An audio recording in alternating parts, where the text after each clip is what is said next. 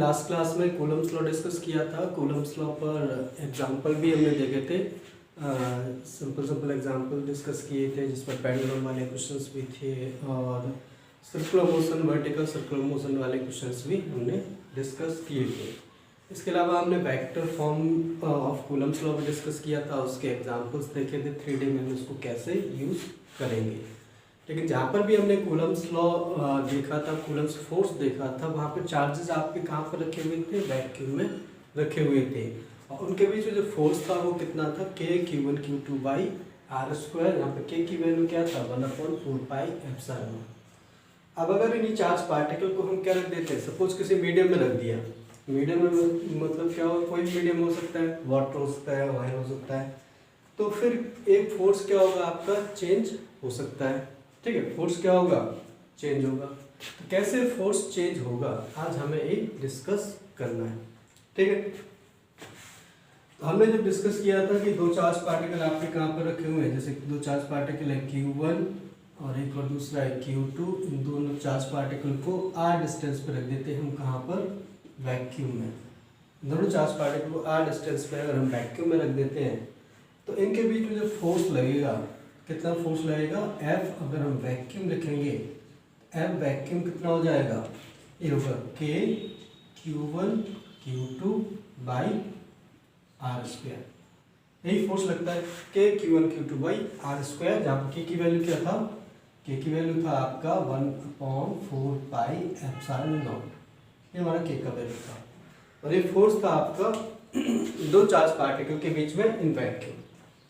अब suppose in दोनों charge particle को किसी और मीडियम में रख देते हैं, दूसरा मीडियम सपोज क्या ले लेते हैं? वाटर। ठीक है, तो जहाँ हम इन दोनों चार्ज पार्टिकल को किसमें? वाटर में रख दिया। वाटर क्या हो गया? कोई मीडियम हो गया। ठीक है, तो हम वाटर में रखते हैं तो फोर्स किस तरीके से चेंज होगा? फोर्स किस तरीके से चेंज होगा? ठीक है, तो यहाँ पे जब हम वाटर में रखेंगे तो हमें क्या पता है, जैसे वाटर क्या होता है? वाटर एक क्या होता है आपका? प्रोटिक सॉल्वेंट होता है। प्रोटिक मीन्स जिसमें क्या होते हैं? मॉलिक्यूल्स, पोलर मॉलिक्यूल्स होते हैं। अगर हम वाटर के बारे में देखें तो वाटर क्या होता है? वाटर में इस तरीके से H2O होता है जिसमें ऑक्सीजन क्या होता है? नेगेटिवली चार्ज होता है और ये पॉजिटिवली चार्ज। ओके, तो इसमें ऑक्सीजन के ऊपर नेट नेगेटिव चार्ज रहता है और इसके ऊपर पॉजिटिव चार्ज। जब हम क्या करते हैं, इस टाइप के चार्जेस को किसी मीडियम में रखते हैं, वाटर में रखते हैं, तो इसके जो क्या होगा, दोनों जैसे पॉजिटिव चार्ज हमने लिए हुए हैं, Q1 Q2 पॉजिटिव चार्ज हमने लिए हुए हैं। तो अगर पॉजिटिव चार्ज है तो पॉजिटिव चार्ज को जो वाटर मॉलिक्यूल्स के जो नेगेटिव एंड्स हैं वो उसको घेर लेते हैं। नेगेटिव एंड क्या है इसका? ऑक्सीजन नेगेटिव एंड है। ठीक है, तो जो पॉजिटिव चार्ज है उसको नेगेटिव एंड पूरा क्या कर लेगा? घेर लेगा। इस तरीके से जो नेगेटिव एंड है इसको क्या कर लेगा? चारों तरफ से घेर लेता है। इस तरीके से नेगेटिव एंड इसको चारों तरफ से घेर लेगा। पॉजिटिव है तो पॉजिटिव को की तरफ नेगेटिव एंड्स क्या कर लेंगे? इस तरीके से घेर लेंगे चारों तरफ से घेर लेंगे। तो ये इस तरफ इसके चारों तरफ एक नेगेटिव चार्ज डेंसिटी बन जाएगा। बट ये नेगेटिव चार्ज डेंसिटी इसके चारों तरफ यूनिफॉर्म नहीं होगा। क्यों नहीं होगा यूनिफॉर्म? मींस ये जो नेगेटिव चार्जेस है ऑक्सीजन एटम की वजह से, ये नेगेटिव चारों तरफ क्या होंगे? यूनिफॉर्म। मतलब जितना इस तरफ होंगे उस तरफ उतना ही इस तरफ नहीं होंगे। ऐसा क्यों होगा? बिकॉज इस तरफ आपका एक और पॉजिटिव चार्ज पार्टिकल है Q2। ये Q2 पॉजिटिव चार्ज पार्टिकल जो इस तरफ जो नेगेटिव एंड्स है, ये नेगेटिव जो चार्ज डेंसिटी है इसको अपनी तरफ खींचेगा। ये पॉजिटिव चार्ज Q2 है, ये अपनी तरफ इसकी अपनी तरफ खींचेगा। तो अपनी तरफ खींचेगा तो इस तरफ जो नेगेटिव चार्ज डेंसिटी ज़्यादा हो जाएगी। इस तरफ नेगेटिव चार्ज डेंसिटी क्या होगी? ज़्यादा। इस तरीके से यहाँ पे नेगेटिव चार्ज डेंसिटी ज़्यादा रहेगी और इस तरफ नेगेटिव चार्ज डेंसिटी क्या होगी? आपकी कम होगी नहीं होगी? इस तरफ कम रहेगी, इस तरफ ज़्यादा रहेगी नेगेटिव चार्ज डेंसिटी। तो इस नेगेटिव चार्ज डेंसिटी क्या होगी? दोनों साइड सेम नहीं रहेगी। ये तो हमें पता चल गया कि जितना इस तरफ होगा उतना ही उस तरफ होगा। तो यहाँ पर फोर्स कितना लगेगा हमें तो फोर्स से निकालना है। तो अब अगर हम Q1 पर फोर्स देखेंगे तो Q1 पर फोर्स क्या होगा? तो सबसे पहले हमने जैसे कूलम्स लॉ में बताया था कि दो चार्जेस के बीच में जो फोर्स लगता है वो थर्ड चार्ज के ऊपर डिपेंड नहीं करता है। मींस थर्ड चार्ज वहां पर प्रेजेंट है या नहीं है, या फिर अदर चार्जेस प्रेजेंट हैं या नहीं है, उन पर डिपेंड नहीं करता है। तो Q2 और Q1 के बीच में जो फोर्स लग रहा है कितना 1/4πε0 Q1 Q2 by R square, वो बाकी और चार्जेस वहां पर प्रेजेंट है या नहीं है उन पर डिपेंड नहीं करता है। तो यहाँ पर भी वही सेम है, यहाँ पर Q1 और Q2 के बीच में जो फोर्स लगेगा वो जो बाकी चार्जेस हैं, बाकी कौन से जो ऑक्सीजन एटम्स के जो नेगेटिव एंड्स हैं, इसकी इन चार्जेस के ऊपर डिपेंड नहीं करेगा।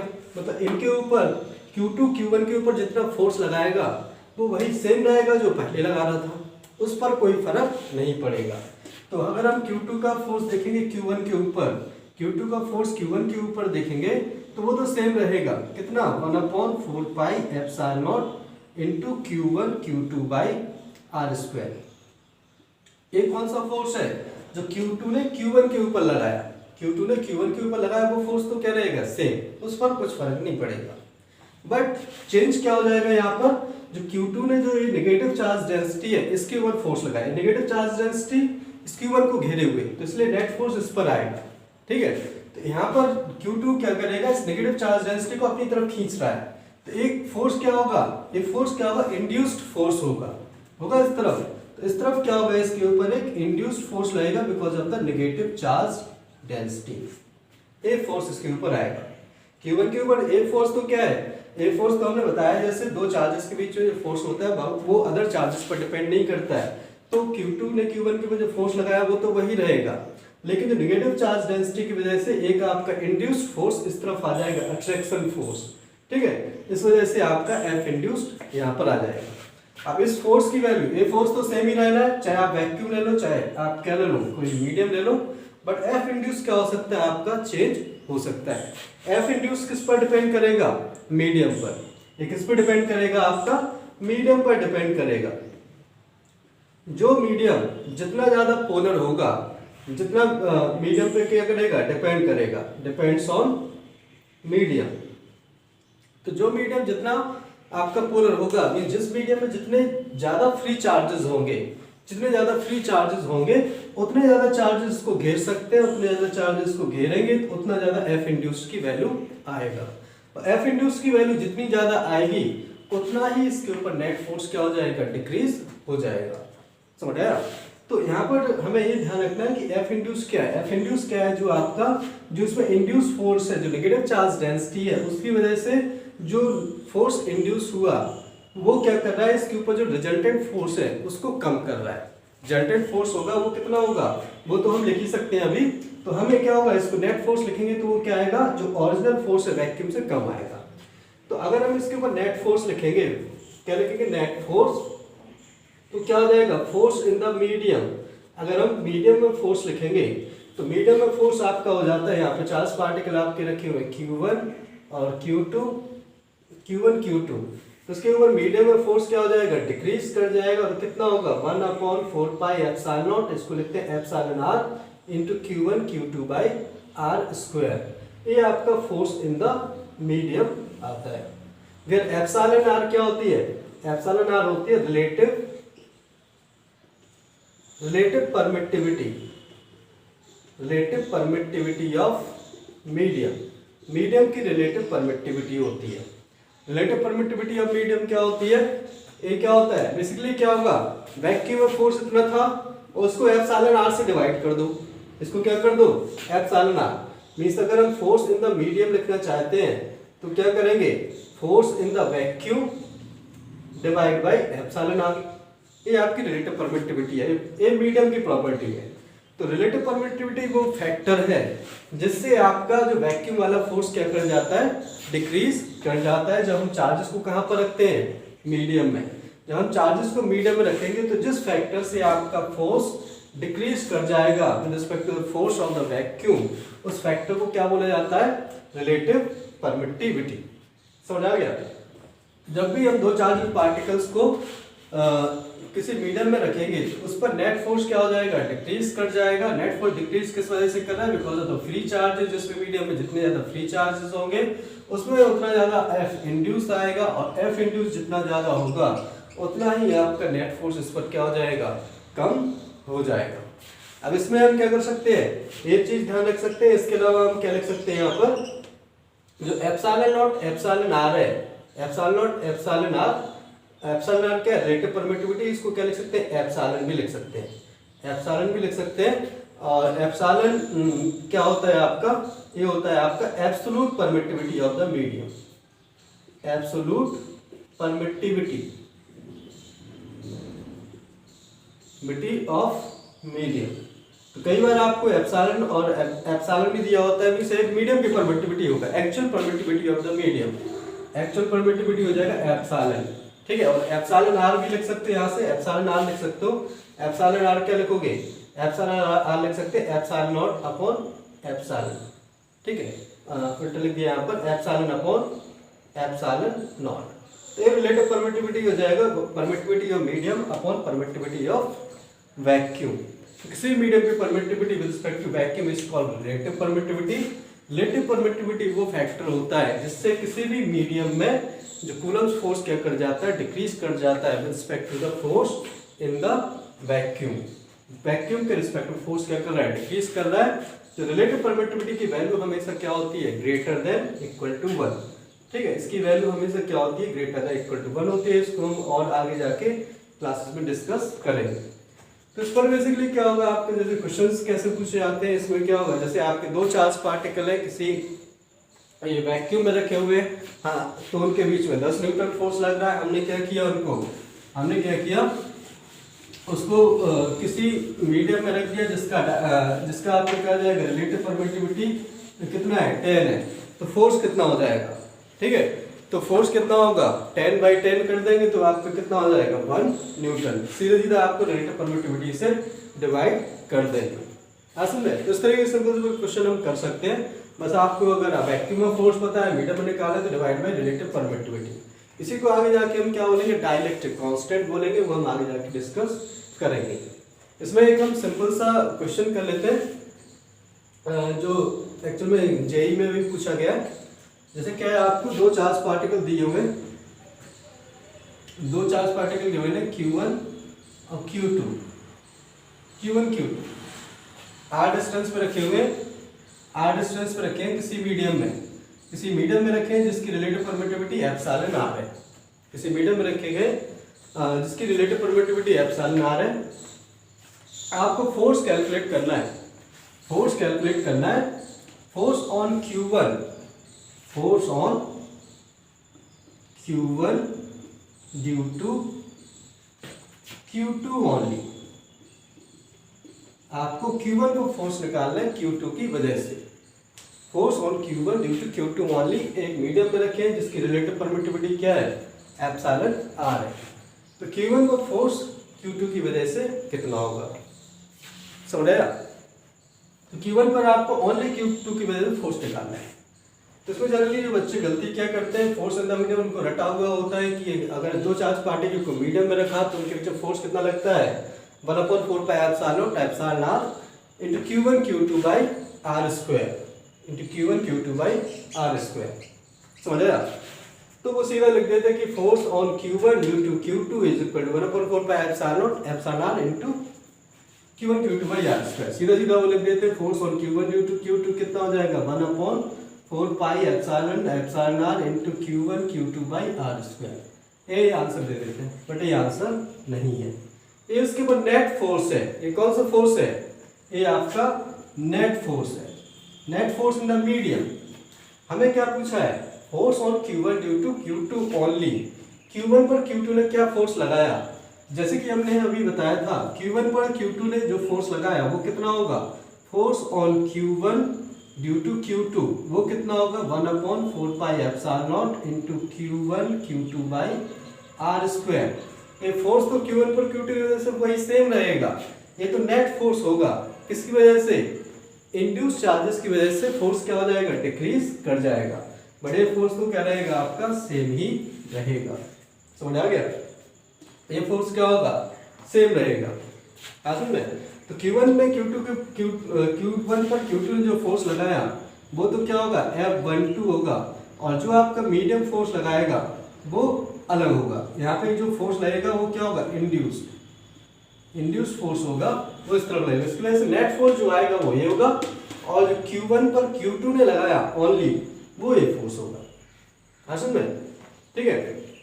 तो अगर आपसे पूछा जाए कि फोर्स ऑन Q1 निकालो ड्यू टू Q2, Q1 पर जो Q2 की वजह से फोर्स लग रहा है तो आप ये लिखेंगे, ओनली लिखा जाएगा तो क्या होगा, फिर आपका आंसर ए होगा। ठीक है। या फिर बोल सकते हैं फोर्स इन द मीडियम क्या होगा Q1 पर Q2 की वजह से, तो भी आंसर ए हो जाएगा। ठीक है। अगले पूछता है कि find the force on Q1 due to medium, medium का फोर्स कितना होगा, मींस इंड्यूस फोर्स पूछ रहा है आपसे। तो इंड्यूस फोर्स निकालना तो कितना लिख सकते हैं, इंड्यूस फोर्स निकालना तो क्या लिखेंगे, एफ इंड्यूस्ड आप लिख सकते हो। अगर एफ इंड्यूस लिखना है, एफ इंड्यूस क्या होगा, जो भी हो जाएगा net force, force in the medium minus force on 1 due to 2, इन दोनों का माइनस कर देंगे तब जाकर आपका जो इंड्यूस चार्जेस है उनका फोर्स आ जाएगा। Force due to the medium, medium की वजह से कितना फोर्स लग रहा है वो कैलकुलेट कर सकते हैं। ठीक है। तो इस पर ऐसे काफी सारी वैरायटी क्वेश्चन बन सकते हैं। ये छोटी छोटी चीजें जो आपको ध्यान रखना है, जनरली जो बोर्ड के अकॉर्डिंग आपको रटा हुआ होता है, हम उसी पे क्या कर देते हैं, क्वेश्चन करते हैं, सीधा सीधा फोर्स रख देते हैं, तो वहां पे क्या हो जाती है, इसमें गलती हो जाती है। तो आपको ध्यान रखना है कि ये वाला फोर्स क्या है, इसके ऊपर नेट फोर्स है इन द मीडियम, और ये वाला फोर्स क्या होगा, force on Q1 due to Q2 only होगा। अगर आपसे केस का निकालेंगे इंड्यूस चार्जेस का है, मीडियम का फोर्स, एक इसका फोर्स है, मीडियम का फोर्स कितना होगा, तो जो नेट फोर्स आया, नेट फोर्स में से जो Q1 पर Q2 की वजह से लग रहा है उसको माइनस कर देंगे तो आपका बाकी फोर्स बचेगा जो इंड्यूस फोर्स है, और इंड्यूस को क्या बोलेंगे, जो मीडियम का फोर्स है वो हमारा आ जाएगा। ठीक है। इस टाइप के क्वेश्चन करोगे तो आपको ज्यादा समझ में आएगा कैसे हमें इसको यूज करना है। बस ध्यान रखना छोटी छोटी सी चीजें हैं, इस पर गलती हो सकती है। अब इसमें और क्वेश्चंस देख लेते हैं, और भी काफी सारे इसमें क्वेश्चन बन जाते हैं। जैसे इस टाइप से देख लेते हैं कि हमें क्या दिया हुआ है, हमें क्या दिया है, दो चार्ज पार्टिकल है वो किसी स्ट्रिंग से लटके हुए एयर में या वैक्यूम में। एयर और वैक्यूम क्या होता है आपका, उसके लिए लगभग फोर्स क्या होता है, सेम रहता है। वैक्यूम में एयर में चार्ज Q, यहाँ पे मास M, दोनों चार्ज Q पार्टिकल है, मास M है, और दोनों यहाँ पर इक्विलिब्रियम में 45 डिग्री एंगल बना रहे हैं, 45 डिग्री एंगल बना रहे हैं। ठीक है। इस तरीके से यहाँ पर इक्विलिब्रियम में, एयर वैक्यूम में। तो अगर इन चार्ज पार्टिकल को कहाँ पर रख देते हैं, हम किसी मीडियम में रख देते हैं। हमने क्या रख दिया, एक मीडियम में रख दिया, दोनों चार्ज पार्टिकल को किसी मीडियम में रख दिया जिसकी रिलेटिव परमिटिविटी दिया हुआ है। रिलेटिव परमिटिविटी आपको दिया 80, तो एक क्या बना रहे हैं, थीटा एंगल बना रहे हैं। Q मास M, और क्या हो जाएगा यहाँ पर, ये चार्ज पार्टिकल Q मास M है, तो यहाँ पर आपको क्या निकालना है, थीटा निकालना है। ये आपका इक्विलिब्रियम कंडीशन यहाँ पर भी है, समझ आ गया। थीटा की वैल्यू क्या हो, एयर वैक्यूम में 45 डिग्री एंगल बना रहे हैं, तो मीडियम में कितना एंगल बनाएंगे, समझ आ गया। एयर वैक्यूम में थीटा डिग्री एंगल बना रहे हैं, तो इतना बना रहे 45 डिग्री, तो इसमें कितना बनाएंगे, तो सॉल्व कर सकते हैं, कुछ उसमें अलग से बात नहीं है। बस क्या निकालो, इसमें निकालो, इक्विलिब्रियम कंडीशन लगा दो, इसमें कंडीशन लगा दो, दोनों को सॉल्व कर लो, कुछ अलग से एक चीज नहीं होगा। ठीक है। फर्स्ट थीटा पूछ सकते हैं, थीटा हम निकाल सकते हैं, ये निकाल सकते हैं, वही इक्विलिब्रियम कंडीशन लगाना है दोनों केस में। सेकंड क्या कैलकुलेट कर सकते हैं, आपसे पूछा जाए यहाँ पे थीटा क्या होगा, थीटा बढ़ेगा या कम होगा, ये भी पूछ सकते हैं। थीटा कैलकुलेट करने के लिए बोल सकता है, और ये बोल सकता है कि जब हम इसको कहाँ पर रखेंगे, मीडियम में रखेंगे, तो थीटा इंक्रीज करेगा कि डिक्रीज करेगा, बता सकते हैं डायरेक्टली। थीटा इंक्रीज करेगा कि डिक्रीज करेगा, सॉल्व आप कर सकते हो इसको। थीटा इंक्रीज करेगा डिक्रीज करेगा जब मीडियम में रखेंगे, जब मीडियम में रखेंगे हम, तो यहाँ पे क्या होगा, यहाँ पर जो इलेक्ट्रोस्टैटिक फोर्स इधर लग रहा था, इलेक्ट्रोस्टैटिक फोर्स इधर लग रहा था, उसके कंपेरिजन जो इस पर फोर्स लगेगा वो क्या होगा, कम होगा। फोर्स क्या होगा, कम होगा, और फोर्स कम होगा, जो इलेक्ट्रोस्टैटिक फोर्स कम हो जाएगा तो एंगल भी क्या हो जाएगा, कम हो जाएगा।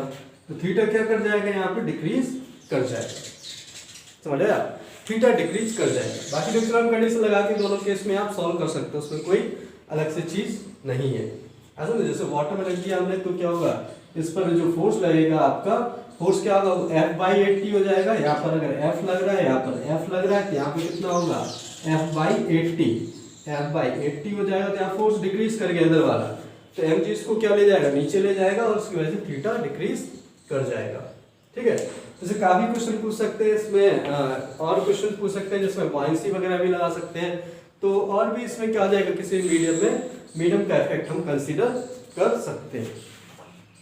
ठीक है, तो यहाँ पर एक चीज हमें क्या रखना है, ध्यान रखना है कि एंगल क्या होगा, यहाँ पर डिक्रीज करेगा, जब भी मीडियम में रखेंगे तो यहाँ पर अगर आप देखो थीटा की वैल्यू क्या होगा, 45 डिग्री से कम हो जाएगा। ठीक है, एंगल्स आपके डिक्रीज कर जाएगा, इसके अलावा जो फोर्स हो रहा है, नेट फोर्स आपका क्या होगा, डिक्रीज कर जाएगा। इसमें फोर्स की वैल्यू क्या होगा आपका मीडियम में, वो क्या करेंगे, वैक्यूम का force divide by relative permittivity. Relative permittivity क्या हो जाएगा आपका, एक किसी मीडियम की क्या होती है, प्रॉपर्टी होगी, जिस मीडियम में चार्जेस को रखने से फोर्स क्या हो जाता है, डिक्रीज कर जाता है। जितने फैक्टर से फोर्स डिक्रीज कर जाएगा उसको क्या बोलते हैं, रिलेटिव परमिटिविटी। तो बेसिकली क्या था आपका, कूलम्स लॉ था इन the medium, Coulomb's law in the medium अगर हम देखेंगे तो Coulomb's law in the medium में फोर्स क्या होगा आपका, किसी मीडियम में डिक्रीज कर जाएगा। चलिए, तो अभी तक हमने डिस्कस कर लिया कूलम्स लॉ एयर वैक्यूम में कैसे लिखेंगे, मीडियम में कैसे लिखेंगे, और बाकी इस पर हमने बहुत सारे एग्जांपल्स भी कर लिए, पेंडुलम वाले क्वेश्चंस भी कर लिए, और डिफरेंट आपकी जो काइनेमेटिक्स और सर्कुलर मोशन से रिलेटेड क्वेश्चंस भी कर लिए। अब कुछ इसमें हम कूलम्स लॉ में बेसिकली इंटीग्रेशन का एप्लीकेशन देख लेते हैं, कैसे हम इंटीग्रेशन को यूज करेंगे, थोड़ा मैथ्स का यूज करना हमें, इसके लिए आपको इंटीग्रेशन का थोड़ा सा बेसिक आना चाहिए, कैसे हम इंटीग्रेट करते हैं और इंटीग्रेशन को कैसे अप्लाई करेंगे इन calculation the force, electric field, magnetic field etcetera. देखो यहाँ पे काफी सारा इंटीग्रेशन डिफरेंशिएशन का यूज होगा। तो इसके लिए हम सिंपल एग्जांपल देख लेते हैं, इससे ज्यादा क्लियर होगा। सपोज आपको क्या दिया गया है, एक आपको क्या दिया है, रॉड दी गई है, एक रॉड दी गई है जिसकी लेंथ क्या है, एल लेंथ की रॉड है, एल लेंथ की रॉड है, और इस पर आपका चार्ज कितना है, लैम्डा कूलम पर मीटर। इस पर चार्ज कितना है, lambda coulomb per metre. Lambda क्या होती है, इसको लीनियर चार्ज डेंसिटी बोलते हैं। लैम्डा को क्या बोलते हैं, linear charge density. Linear charge density क्या होती है, चार्ज पर यूनिट लेंथ। ठीक है, तो इसकी यूनिट लेंथ पे चार्ज कितना है, लैम्डा। देखो ये कंटीन्यूअस डिस्ट्रीब्यूशन ऑफ चार्ज है। कैसा चार्ज है, कंटीन्यूअस। ये आपकी रॉड है पूरी। अब इस रॉड से, रॉड के इस एंड से यहाँ पर एक पॉइंट चार्ज रखा हुआ है, एक पॉइंट चार्ज रखा हुआ है Q।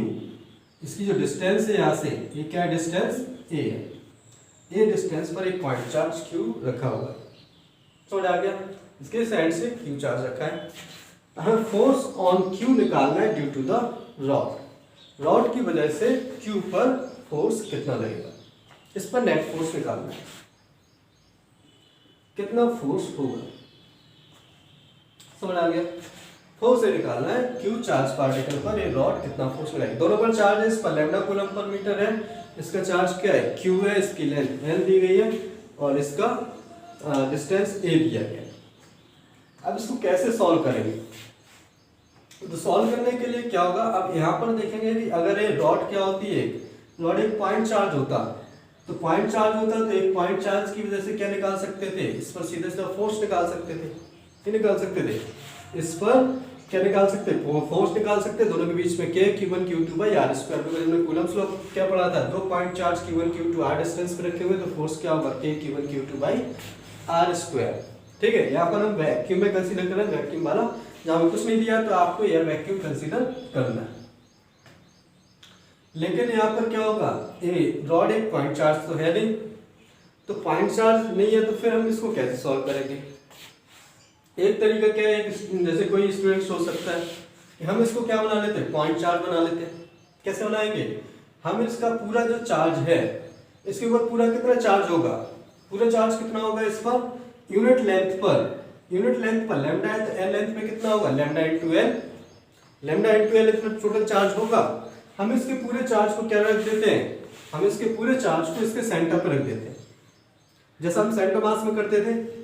हम इसका पूरे चार्ज को कहां पर रख देते हैं, इसके सेंटर पे, इसके सेंटर पे रख दिया। चार्ज कितना होगा, लैम्डा इंटू एल, ये हो गया।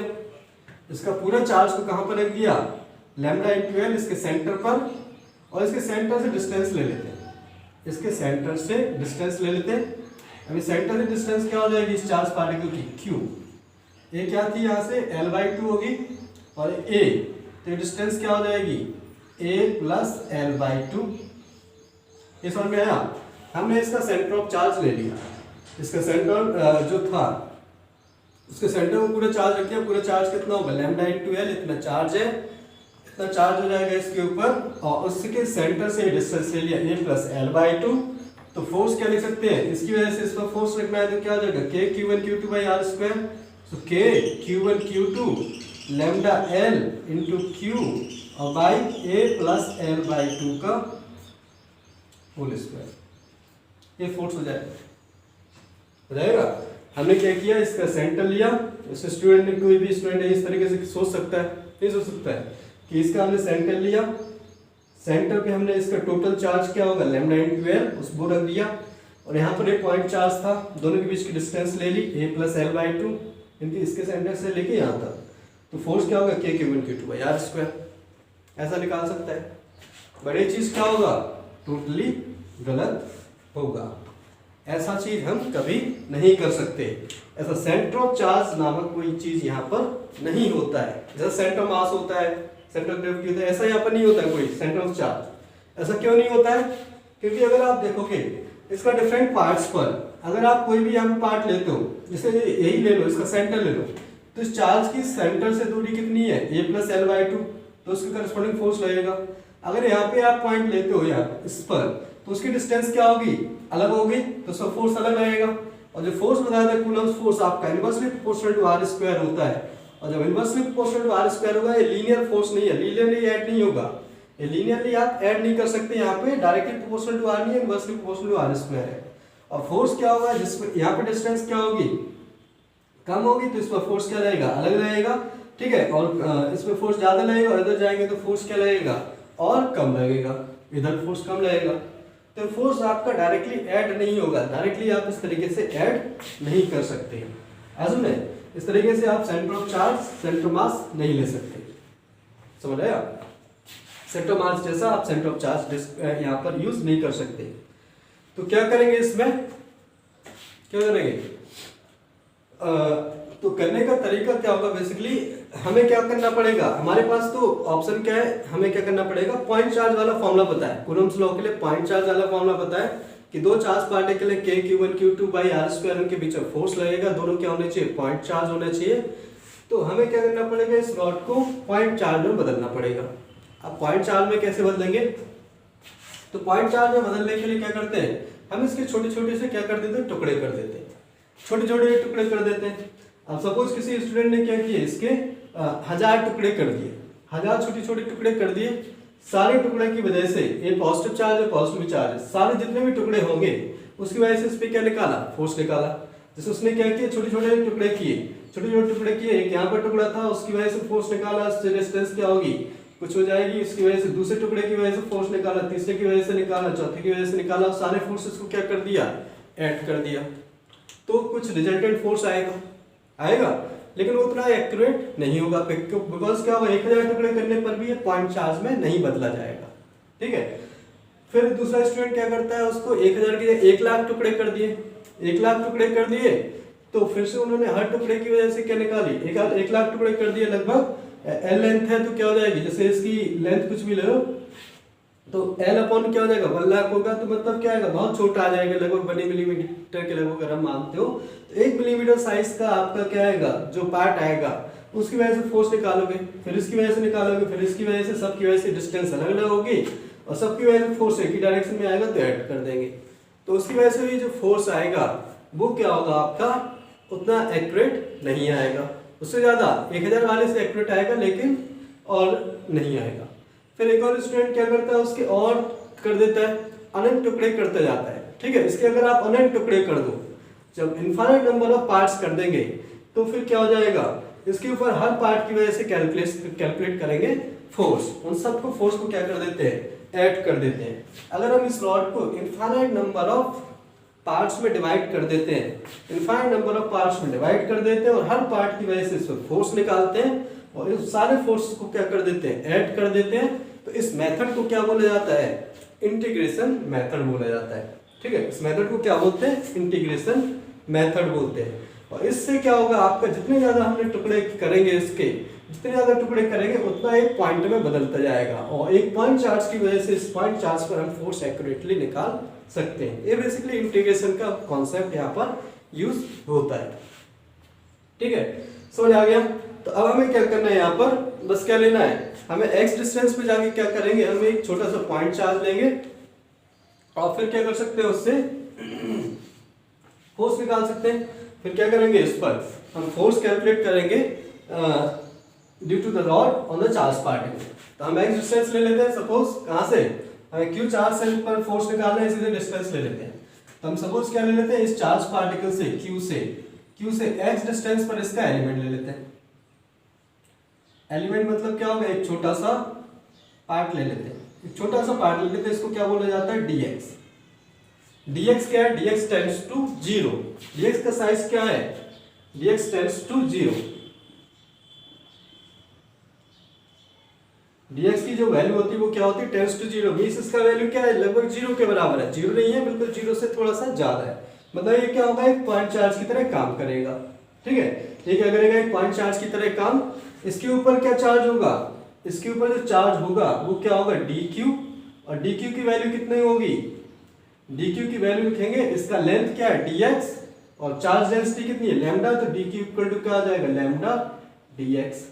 यही तो होगा, लीनियर चार्ज डेंसिटी लैम्डा होता है। लैम्डा क्या है, चार्ज पर यूनिट लेंथ, इसकी लेंथ है dx, चार्ज डेंसिटी क्या है, लैम्डा, तो इसके ऊपर चार्ज क्या होगा, लैम्डा इनटू dx। ये चार्ज हो गया। अब इस पॉइंट चार्ज, ये क्या होगा, एक पॉइंट चार्ज हो गया। ये क्या हो गया, एक पॉइंट चार्ज की तरह बिहेव करेगा। इस पॉइंट चार्ज की वजह से इस चार्ज पर फोर्स निकाल सकते हैं। इस पॉइंट चार्ज की वजह से क्यू पर कितना फोर्स लगेगा, इस पर फोर्स लगेगा, इधर क्या लिख लेते हैं, df। इसकी वजह से फोर्स लिखेंगे df। df की वैल्यू क्या हो जाएगी, df की वैल्यू हम लिख सकते हैं k q1 q2। q1 q2 क्या होगा, q इंटू dq, ये हो जाएगा q इंटू dq अपॉन इनके बीच की डिस्टेंस कितनी आएगी, अपॉन इनके बीच की डिस्टेंस क्या हो जाएगी, a क्या थी, x ही थी। ये डिस्टेंस क्या होगी, टोटल q और इसके बीच में x है, तो x स्क्वायर हो जाएगा, और इसकी डायरेक्शन है थोड़ा। ऐसे हमने इसमें से x डिस्टेंस पे जाके एक छोटा सा एलिमेंट लिया dx, और उसकी वजह से फोर्स इस पर कैलकुलेट किया। अब ऐसे बहुत छोटे छोटे से एलिमेंट्स में हम क्या करते गए, डिवाइड करते गए, यहाँ से लेके यहाँ तक, ऐसे बहुत छोटे छोटे dx में डिवाइड करते गए, और उसको क्या कर देंगे, सबको ऐड कर रहे हैं, सबको ऐड कर रहे हैं। तो उसकी वजह से आपका, सबकी वजह से जितने भी एलिमेंट लोगे, चाहे यहाँ पर लो, चाहे यहाँ पर लो, चाहे यहाँ पर लो, सबकी वजह से फोर्स का डायरेक्शन इसी तरफ आना है। तो इन सारे फोर्सेस को यहाँ से लेके यहाँ तक हम क्या कर देंगे, ऐड कर देंगे। तो इसी को क्या बोलते हैं, इंटीग्रेशन बोलते हैं। इसी को क्या बोलते हैं, इंटीग्रेशन। और इंटीग्रेशन के लिए x की लिमिट लगाते हैं। x की लिमिट हम कहाँ से इसको ब्रेक कर रहे हैं, यहाँ से लेके यहाँ तक। तो यहाँ पर x की वैल्यू क्या होगी, यहाँ से डिस्टेंस मेजर करें, यहाँ पर x की वैल्यू क्या होगी, a। यहाँ पर x इक्वल टू क्या होगा, a होगा। और यहाँ से x इक्वल टू a से लेके कहाँ तक जाना है, यहाँ तक a प्लस l तक। तो यहाँ पर क्या हो जाएगा, a प्लस l। तो x इक्वल टू a से लेके x equal to a plus l तक हमने इसको छोटे छोटे dx पॉइंट चार्ज में बदल दिया, उन सारे पॉइंट चार्ज की वजह से फोर्स निकाल लिया। तो सारे फोर्सेस का सम df1 plus df2 plus df3 plus df infinite, सारे फोर्सेस को ऐड कर दिया।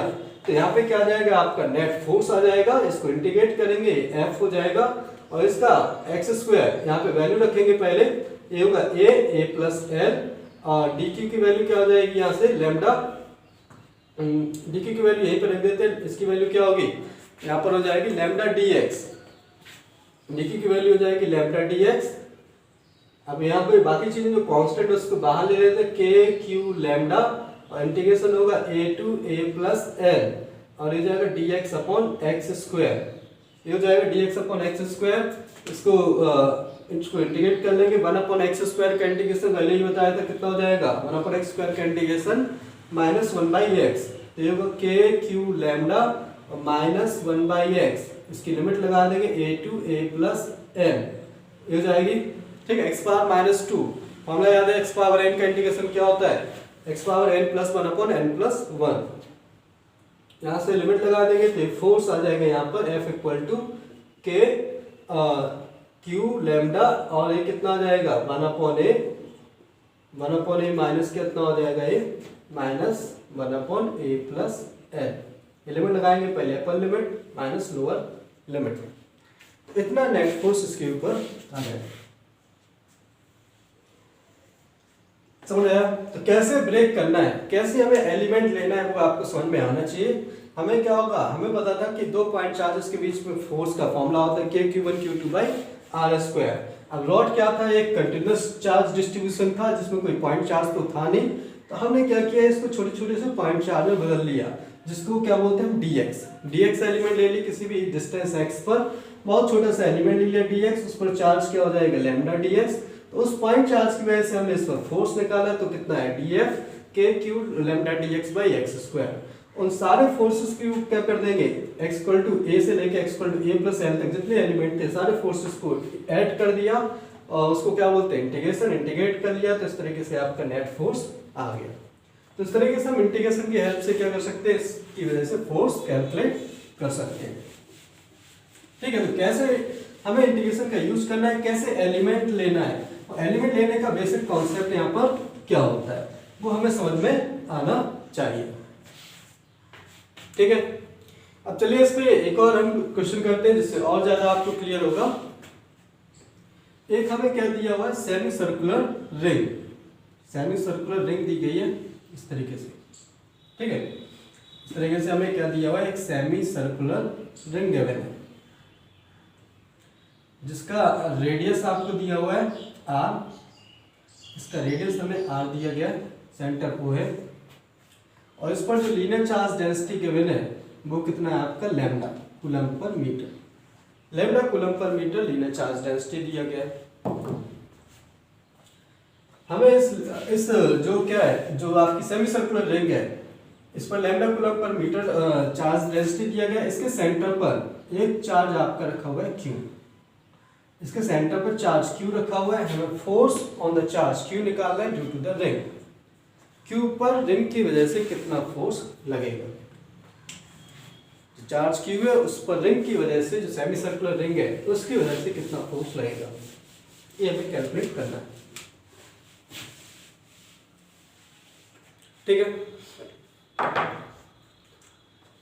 तो अब अभी तो हमारा क्या था, रॉड तो सीधा था, उसको लिए हमने क्या किया, सीधा x डिस्टेंस पे जाकर dx एलिमेंट ले लिया। अब यहाँ पे क्या है, रॉड आपकी क्या हो गई है, सर्कुलर शेप में आ गई, तो अब यहाँ पे एलिमेंट क्या होगा, उसी तरीके से हम नहीं ले सकते, यहाँ पे एलिमेंट लेने का तरीका क्या होगा, अलग होगा।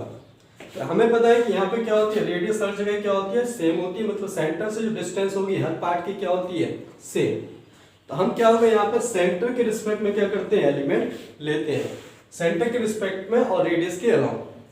तो हम क्या करते हैं इसमें, यहाँ से क्या करते हैं, यहाँ से स्टार्ट करते हैं इसके बेस से, और यहाँ से क्या लेते हैं, थीटा पर जाकर क्या करते हैं, हम एक छोटा सा एलिमेंट लेते हैं डी थीटा, एंगुलर एलिमेंट यहाँ पे कंसीडर करते हैं।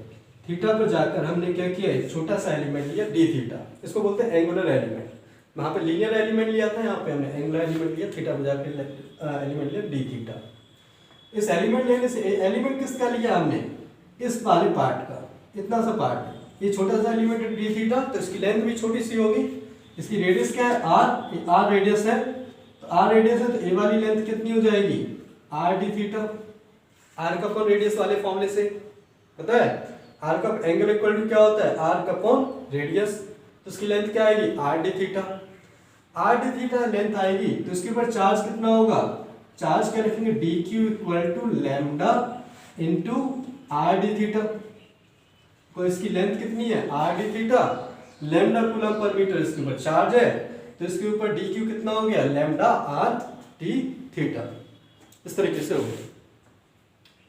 अब हमें यहाँ पे एक छोटा सा पॉइंट चार्ज पता चल गया dq, इस dq की वजह से हम q पर फोर्स निकाल सकते हैं, dq की वजह से q पर फोर्स निकाल सकते हैं, नहीं निकाल सकते, कैसे निकालेंगे फोर्स, हम इस तरीके से बना लेते हैं, यहाँ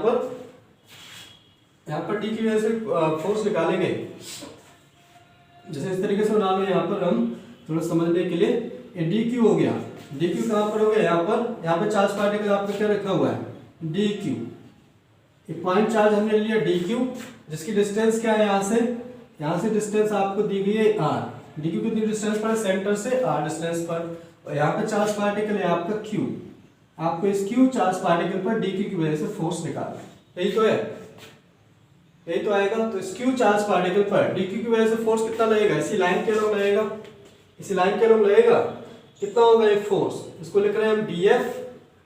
उस डी एफ की वैल्यू क्या हो जाएगा, इस डी एफ की वैल्यू हम लिख सकते हैं D F equal to k Q one Q to, तो के क्यू डी क्यू, के Q D Q, D Q कितना हो जाएगा lambda R D theta upon lambda R D theta upon क्या हो जाएगा आर स्क्वायर, इतनी होगा, डिस्टेंस क्या है दोनों के बीच में आर, तो यहाँ पे क्या आ जाएगा आर स्क्वायर आ जाएगा, के क्यू डी क्यू इतना आ जाएगा अपॉन आर स्क्वायर, एक आर से आर कट गया, तो यहाँ पे क्या बचा है, ये बच गया आपका K Q lambda d theta by R, यही है। अब अगर हम इस फोर्स को देखेंगे तो ये डी क्यू की वजह से था, यहाँ पे क्या था डी क्यू की वजह से। अब अगर चार्ज पार्टिकल यहाँ पर है तो उसकी फोर्स की डायरेक्शन ऐसे थी, अगर यहाँ पर होगा तो ऐसे होगी, यहाँ पर होगा तो ऐसे होगी, मतलब हर चार्ज पार्टिकल की वजह से फोर्स क्या होगा अलग अलग डायरेक्शन में होगा, नहीं होगा, हर चार्ज पार्टिकल की वजह से फोर्स का डायरेक्शन क्या होगा अलग अलग। अगर अलग अलग होगा तो फिर क्या करना पड़ेगा, हमें इसको ऐड करने के लिए कंपोनेंट्स में डिवाइड करना पड़ेगा, बिकॉज हमारे पास डायरेक्शन तो सेम होनी चाहिए तभी तो ऐड कर सकते हैं, वेक्टर सम हमें करना पड़ेगा। तो हम क्या कर लेते हैं, इसके कंपोनेंट कर लेते हैं। हमें ये एंगल पता है थीटा, ये एंगल थीटा दिया हुआ है, ये डी क्यू था, यहाँ से एंगल कितना है थीटा, तो एंगल क्या हो जाएगा थीटा। तो इसको हम क्या कर लेते हैं एक्स, ये आपका एक्स एक्स लिया हमने वाई एक्सिस, तो इसको एक्स और वाई के हम क्या कर लेते हैं रिजॉल्व कर लेते हैं, एक्स और वाई के हम रिजॉल्व कर लेंगे, तो यहाँ पे क्या आ जाएगा इसका डी एफ कॉस थीटा, वो एक्स कंपोनेंट हो जाएगा। तो एक्स कंपोनेंट यहाँ पर निकाल लेते हैं, एक्स कंपोनेंट क्या होगा डी एफ एक्स, ये क्या होगा d F cos theta, d F cos theta हो जाएगा, इसको क्या लिख सकते हैं डी एफ हमें पता है K Q lambda by R into cos theta d theta. तो नेट एक्स कंपोनेंट निकालने के लिए इंटीग्रेट कर देंगे तो एफ एक्स कितना आएगा, एफ एक्स आपका हो जाएगा K Q lambda by R into cos theta d theta. इसको क्या कर दो इंटीग्रेट, थीटा की लिमिट कहां से कहां आएगी, थीटा की लिमिट कहां से कहां आएगी, थीटा इक्वल टू यहाँ से स्टार्ट हो रहा है, यहाँ से यहाँ पर थीटा इक्वल टू 0 है, और जैसे जैसे हम इस तरफ मूव करते जाएंगे थीटा ऐसे जाएगा, और जब यहाँ पर आ जाएगा तो यहाँ पर आ जाएगा तो ये एंगल कितना हो जाएगा थीटा इक्वल टू पाई, यही तो होगा, थीटा इक्वल टू क्या हो जाएगा पाई हो जाएगा, तो इसकी वैल्यू आएगी 0 टू पाई। cos थीटा का इंटीग्रेशन क्या होगा, cos थीटा का इंटीग्रेशन होगा sin माइनस cos थीटा क्या होगा sin थीटा, और sin पाई की वैल्यू क्या हो जाएगी, sin पाई की वैल्यू क्या होगी 0, और cos यहाँ पे क्या हो जाएगा sin 0 की वैल्यू भी 0 होगी। इसका मतलब क्या होगा, जो नेट एक्स फोर्स आएगा वो 0 होगा, एफ एक्स क्या होगा नेट 0 आएगा। cos थीटा का इंटीग्रेशन क्या होगा sin थीटा में लिमिट लगाएंगे sin पाई 0 और sin 0 भी 0, नेट फोर्स क्या है 0। अभी फोर्स 0 क्यों आया ये समझ लेते हैं, बिकॉज क्या है जो आपकी जो सेमी सर्कुलर रिंग सिमेट्रिक है, अगर इस लाइन के वो देखोगे तो जितना चार्ज इस तरफ है उतने चार्ज इस तरफ है, तो इस ए वाला चार्ज का एक्स कंपोनेंट इधर आएगा और ए वाले चार्ज का एक्स कंपोनेंट इधर आएगा, दोनों एक दूसरे को कैंसिल आउट कर देंगे तो नेट फोर्स क्या हो जाएगा 0 हो जाएगा। हम डायरेक्टली ही बता सकते थे, लेकिन यहाँ पे हम अभी स्टार्ट कर रहे हैं इसलिए क्या होगा समझने के लिए हमने पूरा कैलकुलेट कर लिया, नहीं तो आप डायरेक्टली बता सकते हो सिमेट्रिक है तो जितना फोर्स ए इस तरफ लगाएगा उतनी फोर्स इस तरफ लगाएगा, तो दोनों के वाई कंपोनेंट तो ऐड होंगे लेकिन एक्स कंपोनेंट क्या हो जाएंगे कैंसिल आउट हो जाएंगे। तो वाई कंपोनेंट निकाल सकते हैं सिमिलर तरीके से डी एफ वाई क्या होगा d F sine theta, d F की वैल्यू रख देंगे यहाँ पे K Q lambda by R sine theta d theta, ये हो जाएगा। तो y कंपोनेंट निकालेंगे यहाँ से, y कंपोनेंट क्या होगा यहाँ पे K Q lambda by R, integrate कर देंगे sine theta d theta, theta की लिमिट लगेगी 0 टू पाई। साइन थीटा का इंटीग्रेशन होगा माइनस कॉस थीटा में लिमिट लगाएंगे 0 टू पाई, 0 से पाई में क्या लगाएंगे लिमिट, तो ये क्या होगा के क्यू लैम्डा बाई आर, और माइनस कॉस थीटा में लिमिट लगाएंगे कॉस पाई की वैल्यू -1 और कॉस 0 की वैल्यू 1, तो ये कितना हो जाएगा, ये आपका 2 बचेगा, यहाँ से आ जाएगा 2 के क्यू लैम्डा बाई हाँ, ये बाई कंपोनेंट आ जाएगा। तो x कंपोनेंट 0 है, y component 2k³ lambda by R. तो इसके ऊपर नेट फोर्स क्या होगा, हम नेट फोर्स लिख सकते हैं 2k³ lambda by R. 2k³ lambda by R इतना नेट फोर्स लगेगा। और इस नेट फोर्स की डायरेक्शन क्या होगा, इसके ऊपर नीचे की तरफ, ये नेट फोर्स आएगा। एफ नेट कितना आएगा, 2k³ lambda by R. Lambda by R इतना फोर्स लगेगा नीचे की तरफ। समझ आ गया, एफ नेट इतना लगेगा नीचे की तरफ के होगा। ऐसे में इस तरीके से हम क्या कर सकते हैं, इसको एलिमेंट में डिवाइड करके सॉल्व कर सकते हैं। तो दोनों समझ में आना चाहिए। अगर आपका लीनियर चार्ज है, आपका किसी लाइन पर, स्ट्रेट लाइन पर डिस्ट्रीब्यूट है, तो कैसे करेंगे, उसके लिए एक्सिस पे जाके डीएक्स एलिमेंट लेके तोड़ेंगे। तो अगर आपका किसी सर्कल पे अरेंज है, सर्कुलर रिंग पर अरेंज है, तो उसमें क्या करते हैं, थीटा पे जाके डी थीटा लेके उसका हम क्या कर सकते हैं, उसको ब्रेक करके हम क्या कर सकते हैं, इसको इंटीग्रेट कर सकते हैं। तो बेसिकली क्या था, सिंपल आपका इंटीग्रेशन का एप्लीकेशन था। और आगे जाके हम और जो भी क्वेश्चंस आएंगे उसमें इसी तरीके का इंटीग्रेशन का एप्लीकेशन देखेंगे। तो बेसिकली इंटीग्रेशन का एप्लीकेशन आपको आना चाहिए, कैसे हमें क्या करना है, इसको ब्रेक करना है, तभी जाके हम क्या कर सकते हैं, इस टाइप के इंटीग्रेशन के क्वेश्चंस सॉल्व कर सकते हैं। ऐसे कई सारे आपको क्या मिलेंगे, एग्जाम्पल मिलेंगे सेमी सर्कुलर रिंग की वजह से, और आपको क्या मिल सकता है, डिस्क की वजह से। ऐसे बहुत सारे आपको एलिमेंट्स मिलेंगे जिसकी वजह से आपको फोर्स या रिफ्लेक्टिव फील्ड वगैरह कैलकुलेट करना होगा। ठीक है, तो ये बेसिकली क्या था, कूलम्स लॉ, कूलम्स फोर्स के बारे में था। अब इसमें हम क्या कर लेते हैं, एक नई चीज के बारे में डिस्कस कर लेते हैं, इसको क्या बोलते हैं, इलेक्ट्रिक फील्ड।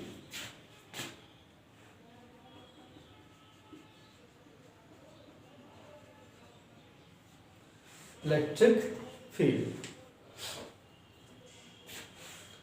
तो इलेक्ट्रिक फील्ड एक कोई नई चीज नहीं है, हम अभी भी जो डिस्कस कर रहे थे वही उसी से सीधा रिलेटेड है बेसिकली। तो अभी तक हमने जो कूलम्स लॉ में जैसे देख रहे थे कि दो चार्ज पार्टिकल आपके किसी भी वैक्यूम में रखे हुए हैं या फिर मीडियम में रखे हुए हैं, तो उनके बीच में फोर्स आपका कुछ लगता था। ये जो फोर्स था एक नॉन कॉन्टैक्ट फोर्स था। किस टाइप का फोर्स था, नॉन कॉन्टैक्ट फोर्स था। नॉन कॉन्टैक्ट फोर्स था मीन्स क्या थे, दोनों चार्ज पार्टिकल एक दूसरे के कॉन्टैक्ट में नहीं आ रहे थे, फ्री फोर्स लगा रहे थे। तो हमने बताया था कि अगर एक फोर्स लगा रहे हैं तो दोनों चार्ज पार्टिकल के बीच में कोई ना कोई ऐसी चीज तो होना चाहिए जिसकी वजह से वो एक दूसरे को फोर्स लगा रहे हैं। ठीक है, तो इस चीज को ही क्या बोलते हैं, हम इलेक्ट्रिक फील्ड बोलते हैं। तो इलेक्ट्रिक फील्ड बेसिकली वो फिजिकल क्वांटिटी है, इलेक्ट्रिक फील्ड वो फिजिकल क्वांटिटी है जो इन चार्जेस के बीच में आपकी प्रेजेंट है बट हमें दिख नहीं रही है। चार्जेस के बीच में प्रेजेंट है बट हमें दिख नहीं रही है, और इसी इलेक्ट्रिक फील्ड की वजह से एक चार्ज पार्टिकल दूसरे चार्ज पार्टिकल के ऊपर फोर्स लगा पा रहा है। तो बेसिकली है फोर्स से रिलेटेड। ठीक है, ये क्या है, फोर्स से रिलेटेड है। तो अगर कहीं भी स्पेस में आपका क्या रखा हुआ है, कोई भी चार्ज पार्टिकल क्यू रखा हुआ है, कोई भी चार्ज पार्टिकल यहाँ पे क्यू रखा हुआ है, तो इसके चारों तरफ जो सराउंडिंग है उसमें क्या कर रहा है, इस टाइप की एक इलेक्ट्रिक फील्ड क्या कर रहा है, प्रोड्यूस कर रहा है। उसके चारों तरफ क्या कर रहा है, एक इलेक्ट्रिक फील्ड प्रोड्यूस कर रहा है। उस इलेक्ट्रिक फील्ड में अगर क्या रखते हो आप, किसी एक दूसरे चार्ज पार्टिकल को रखते हो, इस इलेक्ट्रिक फील्ड में अगर आप किसी भी एक दूसरे चार्ज पार्टिकल को यहाँ पर रखते हो, तो वो उस पर क्या लगाएगा, फोर्स लगाएगा। ये तो हमने बताया था अभी, वो क्या लगाएगा, इस पर एक फोर्स लगाएगा, जो हम कूलम्स लॉ से लिख सकते हैं। कितना लगाएगा, फोर्स। अगर हम फोर्स को लिखेंगे वेक्टर फॉर्म में तो ये क्या हो जाएगा, K Q naught by R square, K Q naught by R. अगर ये डिस्टेंस है, आर वेक्टर हो गया, तो ये क्या हो, K Q naught by are cube into R vector, इतना फोर्स लगाएगा। ठीक है, तो अगर हमें इसको हम क्या निकालना है, चार्ज क्यू की इलेक्ट्रिक फील्ड बताना है, चार्ज क्यू की इलेक्ट्रिक फील्ड बताना है, तो इसको क्या लेते हैं, एक स्मॉल टेस्ट चार्ज ले लेते हैं, इसको एक क्या ले लेते हैं, टेस्ट चार्ज। टेस्ट चार्ज है, टेस्ट चार्ज का मतलब क्या होगा, हम इस चार्ज को रख के वहां पे फोर्स चेक कर रहे हैं, कितना फोर्स यहाँ पर लग रहा है। तो यहाँ पे फोर्स कैलकुलेट करेंगे, फोर्स की वैल्यू क्या होगी, इतनी होगी K Q naught by are cube into R vector. अब अगर हम यहाँ से क्या करते हैं, इस फोर्स को किससे, 4 से डिवाइड कर देते हैं। फोर्स को किससे करते हैं, 4 से डिवाइड, तो यहाँ फोर्स लिखते हैं, अगर कितना आया था, K Q naught by are cube into क्या हो जाएगा, इंटू आपका हो जाएगा आर वेक्टर, ये होगा। अब यहाँ पे अगर हम एक फिजिकल क्वांटिटी निकालते हैं, force upon charge, F by Q naught, तो ये क्या आएगा, K Q by are cube into R vector. तो यहाँ पे अगर हमें फोर्स अपॉन चार्ज क्वांटिटी देखते हैं, force per unit charge quantity, तो एक क्वांटिटी किस पर डिपेंड करता है? ओनली इस चार्ज पर। ओनली किस पर डिपेंड कर रहा है? चार्ज क्यू पर। चार्ज क्यू पर डिपेंड कर रहा है, जो सराउंडिंग स्पेस में क्या कर रहा है? आपका एक इलेक्ट्रिक फील्ड प्रोड्यूस कर रहा है। तो ये जो force per unit charge quantity है, ये किसकी प्रॉपर्टी है? ओनली चार्ज क्यू की। ओनली चार्ज क्यू की, और इसी को क्या बोलते हैं हम? इलेक्ट्रिक फील्ड बोलते हैं।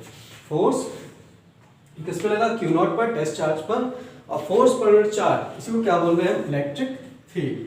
सो इलेक्ट्रिक फील्ड बेसिकली क्या हो जाएगा? इलेक्ट्रिक फील्ड होता है फोर्स पर यूनिट चार्ज, तो इसको क्या लिखेंगे? के क्यू।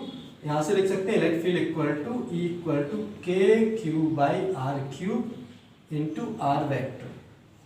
के Q by are cube by r vector. समझ आ गया? तो इलेक्ट्रिक फील्ड क्या होता है? इलेक्ट्रिक फील्ड किसी भी चार्ज की वजह से जो इलेक्ट्रिक फील्ड है वो उसी चार्ज पर डिपेंड करेगी और किसी चीज पर डिपेंड नहीं करती है। जैसे क्यू चार्ज की इलेक्ट्रिक फील्ड है तो इसी चार्ज पर डिपेंड करेगी। तो इसको डिफाइन करने के लिए हम किस तरीके से बोलते हैं कि हम क्या रखते हैं? किसी चार्ज की वजह से इलेक्ट्रिक फील्ड क्या होगा? किसी चार्ज की वजह से इलेक्ट्रिक फील्ड अगर हम देखेंगे तो वो कितना हो जाएगा?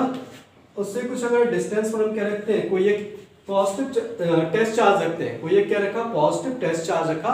उस टेस्ट चार्ज की वैल्यू क्या होनी चाहिए? बहुत स्मॉल होनी चाहिए, स्मॉल टेस्ट चार्ज रखा।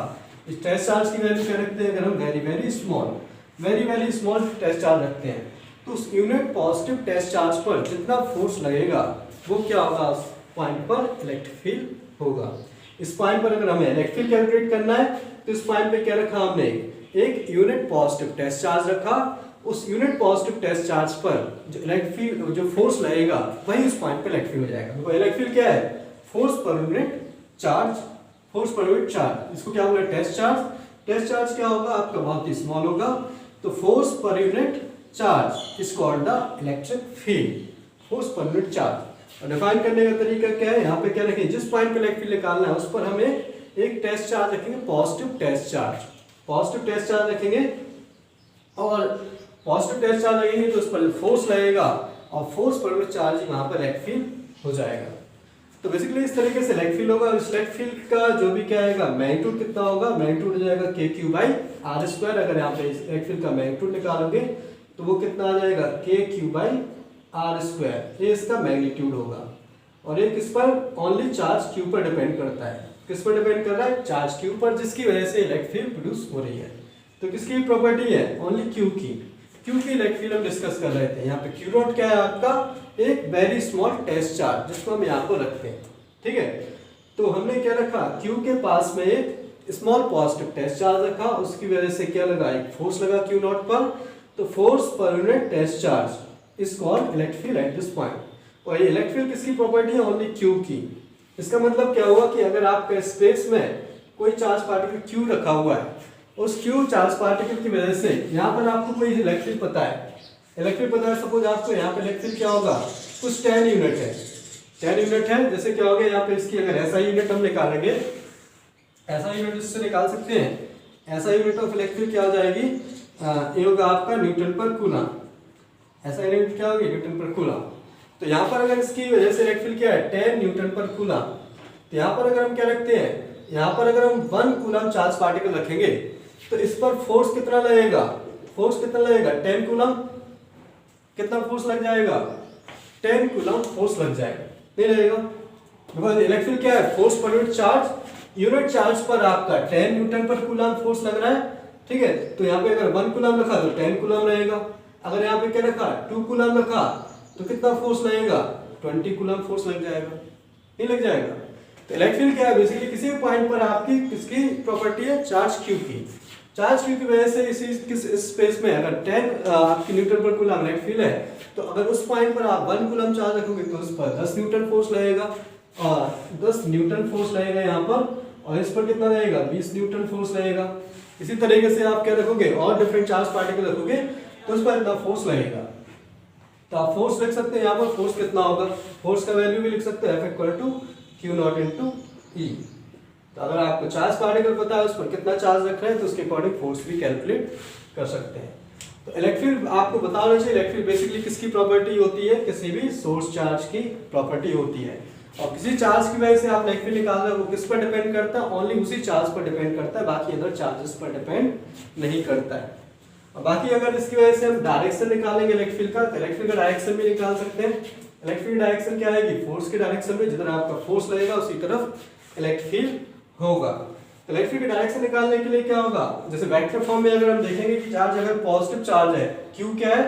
पॉजिटिव चार्ज है, ये वाला चार्ज अगर पॉजिटिव है तो इलेक्ट्रिक फील्ड क्या होगा? पॉजिटिव आएगा, आर वेक्टर इधर रहेगा, आर वेक्टर इधर रहेगा, तो इलेक्ट्रिक फील्ड डायरेक्शन किधर आएगी? इसी तरफ आएगी। यहाँ पर बना देते हैं, जैसे आपका पॉजिटिव चार्ज है Q, तो इसकी वजह से जो किसी पॉइंट पर इलेक्ट्रिक फील्ड होगी वो इसी डायरेक्शन में होगी, आर वेक्टर के डायरेक्शन में, इसी डायरेक्शन में होगी।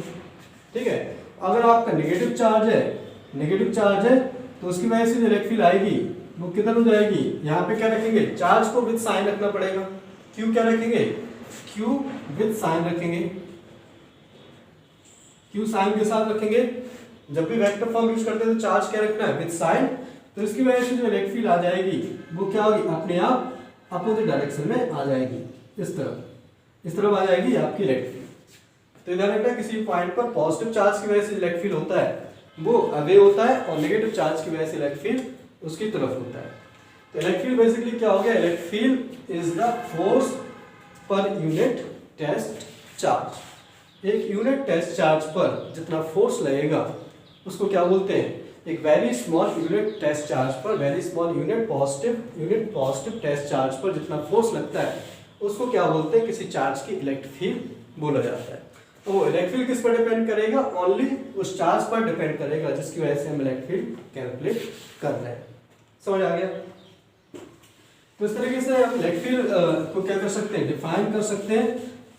बाकी अगर हम क्या देखेंगे, जैसे इसको और समझने के लिए देखेंगे कि जो पॉजिटिव चार्ज है अगर आपका, तो पॉजिटिव चार्ज किस तरीके से आपकी इलेक्ट्रिक फील्ड प्रोड्यूस कर रहा है।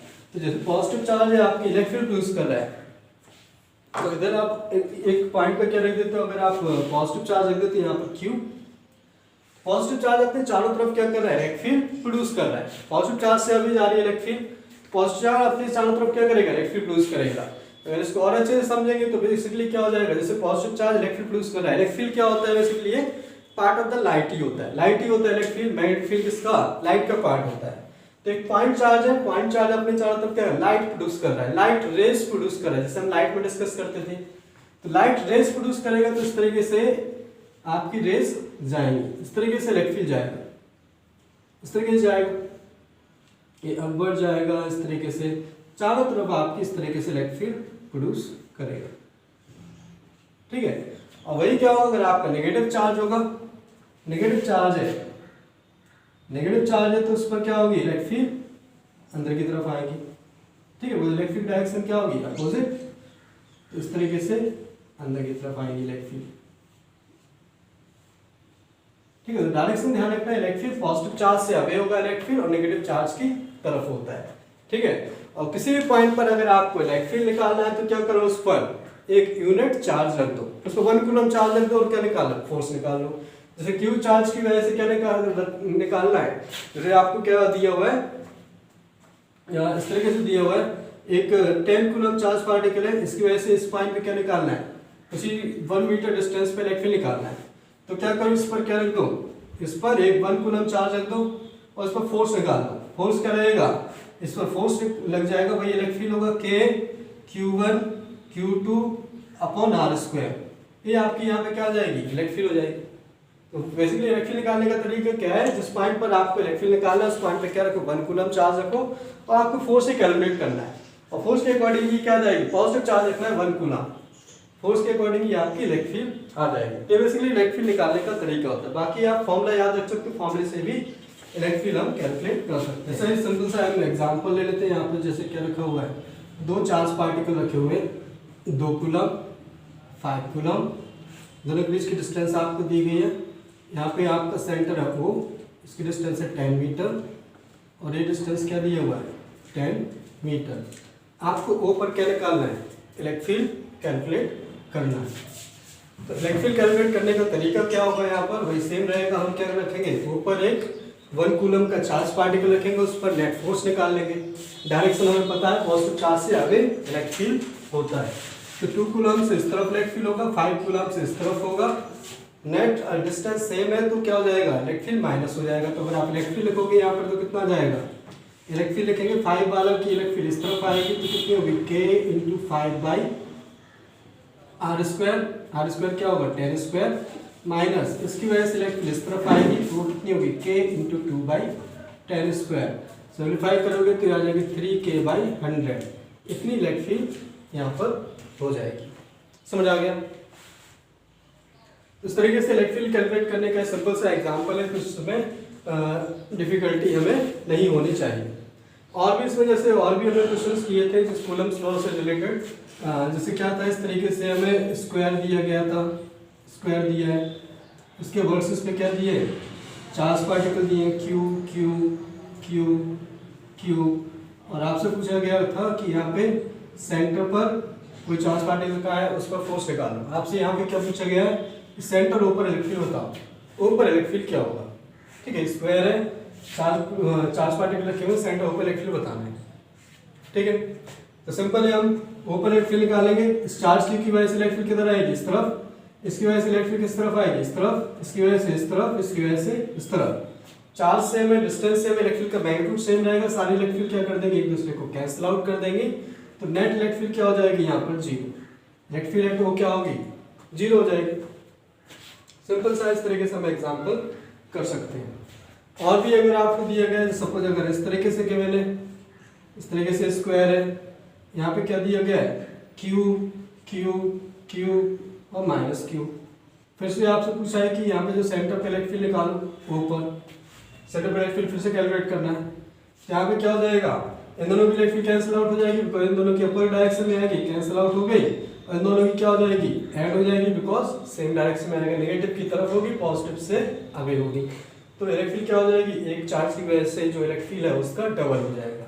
ठीक है, वो हम कैलकुलेट कर सकते हैं। उसी टाइप से करना है हमें कैलकुलेट, जैसे कूलम्स लॉ में कर देते हैं। ठीक है, अब और भी इसमें जैसे क्वेश्चन आते हैं, जैसे इस टाइप से भी क्वेश्चन किया था हमने। जैसे क्या दिया हुआ है यहाँ पर, 1 कूलम चार्ज पार्टिकल रखा हुआ है 1 मीटर पर, 2 कूलम चार्ज पार्टिकल रखा हुआ है यहाँ पर 8 कूलम चार्ज पार्टिकल लगा है 2 मीटर पर। यहाँ पर क्या हो जाएगा, 27 कूलम चार्ज पार्टिकल रखा है 3 मीटर पर। इस तरीके से आपका 10 मीटर पर आपका क्या रखा हुआ है, 1000 कूलम चार्ज पार्टिकल रखा है। आपसे बोलेंगे कि यहाँ पे सेंटर पे इलेक्ट्रिक फील्ड निकालो, तो क्या करते थे, वहाँ फोर्स निकाला था, यहाँ पे सेंटर पे इलेक्ट्रिक फील्ड निकालना है। इलेक्ट्रिक फील्ड कैसे निकालेंगे, हम क्या रखेंगे, यहाँ पे 1 कूलम चार्ज पार्टिकल रखेंगे, इन सारे चार्ज पार्टिकल की वजह से फोर्स निकालेंगे, उस फोर्स को क्या कर देंगे, ऐड कर देंगे। फोर्स को ऐड कर देंगे तो क्या जाएगी, इलेक्ट्रिक फील्ड आ जाएगी। ठीक है, आप सीधे सीधे लिख सकते हो, इलेक्ट्रिक फील्ड क्या हो जाएगी, यहाँ पे k q/r² होगी, तो k आपका बाहर आ जाएगा, यहाँ पे क्या हो जाएगा 1², 2², 3² अप टू 10²। इसको सॉल्व कर लेंगे तो आपकी इस तरीके से क्या आ जाएगी, इलेक्ट्रिक फील्ड आ जाएगी। ठीक है, कुछ इसमें डिफिकल्ट नहीं है। इसी तरीके से अगर आपको वेक्टर फॉर्म में दिया गया है, वेक्टर फॉर्म में क्या गिवन है, यहाँ पे आपका क्या रखा हुआ है, एक ओरिजिन पे चार्ज पार्टिकल रखा हुआ है, यहाँ पे 2 कूलम चार्ज पार्टिकल है। ठीक है, एक चार्ज पार्टिकल यहाँ पे रखा हुआ है 1, 2, 3 पर, कुछ 10 कूलम चार्ज पार्टिकल है। आपसे बोला गया कि यहाँ पे कोई पॉइंट है P, जिसका वैल्यू क्या है आपका, जिसका वैल्यू हो जाएगा कुछ 1/2, 1, 2, इस तरीके से वैल्यू हो गया। आपसे बोलेंगे कि इस पॉइंट P पर क्या निकालो, इलेक्ट्रिक फील्ड निकालो। इस पॉइंट P पर इलेक्ट्रिक फील्ड निकालेंगे तो निकाल सकते हैं, इसकी वजह से इलेक्ट्रिक फील्ड लिखेंगे 2 कूलम की वजह से इलेक्ट्रिक फील्ड इस पॉइंट पर लिख लेंगे वेक्टर फॉर्म में, 10 कूलम की वजह से इसकी वजह से इलेक्ट्रिक फील्ड लिख लेंगे आर वेक्टर के फॉर्म में। ये पोजीशन वेक्टर की वजह से, पोजीशन वेक्टर हमें पता है, डिस्प्लेसमेंट वेक्टर निकाल सकते हैं, वाला वेक्टर निकाल लेंगे, दोनों को वेक्टर लिख कर देंगे, ऐड कर देंगे, तो आई कैप जे कैप के कैप फॉर्म में क्या आ जाएगी, इलेक्ट्रिक फील्ड आ जाएगी, नहीं आएगी। इस तरीके से हम इलेक्ट्रिक फील्ड निकाल सकते हैं। वही सेम आपका जैसे कूलम्स लॉ करते थे वही हमें करना है। बस इलेक्ट्रिक फील्ड निकालने के लिए क्या करेंगे, फोर्स यहाँ पे भी कैलकुलेट करना है, जैसे वहां फोर्स कैलकुलेट करते थे, बट फोर्स किस पर निकालना है, हम 1 कूलम चार्ज पार्टिकल पर। 1 कूलम चार्ज पार्टिकल पर फोर्स निकालेंगे, बाकी सब कुछ क्या रहेगा यहाँ पर सेम रहेगा, कुछ अलग से इसमें नहीं है। और भी हम देख लेते हैं, जैसे हमने क्या किया था, इस तरीके से रॉड ली थी, एक रॉड ली हमने एल लेंथ की रॉड ली थी, उस पर चार्ज क्या था lambda coulomb per metre, lambda coulomb per metre. वहाँ पूछा गया था कि क्यू चार्ज रखा हुआ इसमें फोर्स निकालो। यहाँ पे क्या पूछा गया है कि यहाँ से ए डिस्टेंस पर कोई पॉइंट है पी, इस पॉइंट पी पे क्या निकालो, इलेक्ट्रिक फील्ड निकालो। ठीक है, वहाँ फोर्स पूछा गया था, यहाँ पे इलेक्ट्रिक पूछा गया है। तो क्या करेंगे, यहाँ पे 1 कूलम चार्ज पार्टिकल रखेंगे और क्या निकालेंगे, फोर्स निकालेंगे।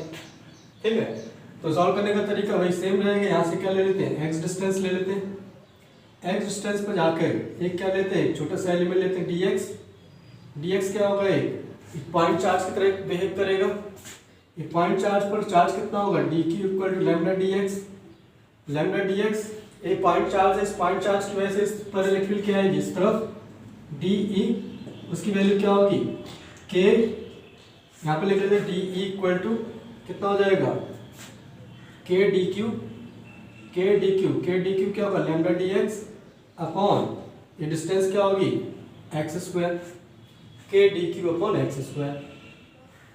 ठीक है, बाकी नेट इलेक्ट्रिक फील्ड निकालना है, सारे पॉइंट चार्ज से इलेक्ट्रिक डायरेक्शन इधर ही रहेगी, बिकॉज सारे पॉजिटिव पॉइंट चार्ज है। तो क्या कर देंगे, ऐड कर देंगे, तो ई का वैल्यू क्या हो जाएगा, k lambda dx by x square. Integrate कर लो इसके लिए, x की लिमिट लग जाएगी a to a plus L, x equal to a से x equal to a plus L.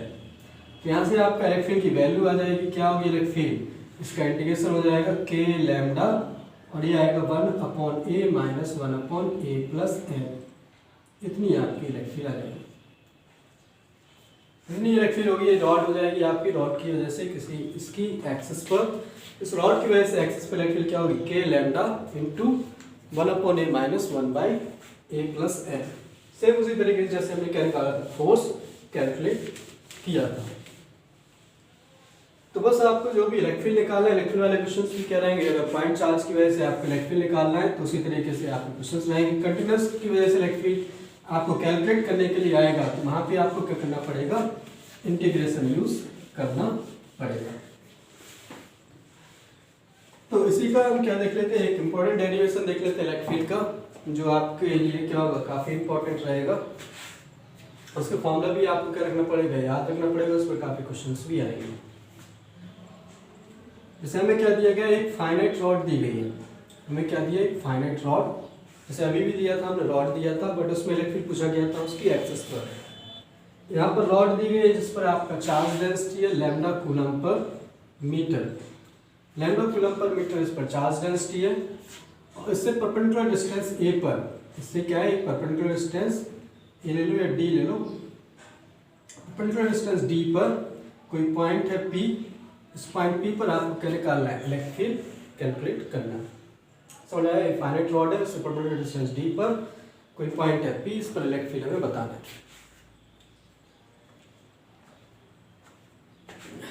तो कितना इलेक्ट्रिक फील्ड होगा, ये क्या होगा, electric field due to finite rod.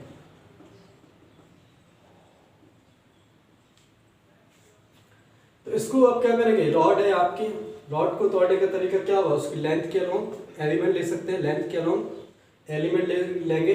जैसे यहाँ से ले सकते हैं हम, यहाँ से क्या करते हैं, इस लाइन के रिस्पेक्ट में ले लेते हैं, यहाँ से y डिस्टेंस पर जाकर हम क्या करते हैं, एक छोटा सा dy एलिमेंट ले लेते हैं। रॉड की लेंथ के अलोंग एक छोटा सा एलिमेंट लिया dy, इसके ऊपर चार्ज कितना होगा, dq इक्वल टू क्या हो जाएगा, लैम्डा dy। हमने क्या किया, यहाँ से ये पॉइंट क्या ले लेते हैं, o, ये पॉइंट o ले लिया, इस पॉइंट o से y डिस्टेंस पर जाके हमने क्या ले लिया, dy एलिमेंट लिया, इसकी लेंथ का, इसका लेंथ अगर dy है, लैम्डा लीनियर चार्ज डेंसिटी है, तो चार्ज क्या होगा, dq equal to lambda dy।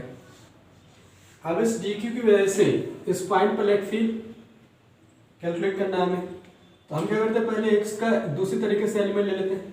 हम क्या करते हैं, यहाँ से थीटा पर जाकर, यहाँ से इस लाइन के रिस्पेक्ट में थीटा पर जाकर एक क्या लेते हैं, डी थीटा एलिमेंट ले सकते हैं। ये वाला क्या हो जाएगा, एंगल डी थीटा। तो इसका एंगुलर एलिमेंट भी ले सकते हैं और इस तरीके से एलिमेंट भी ले सकते हैं, दोनों तरीके से एलिमेंट ले सकते हैं।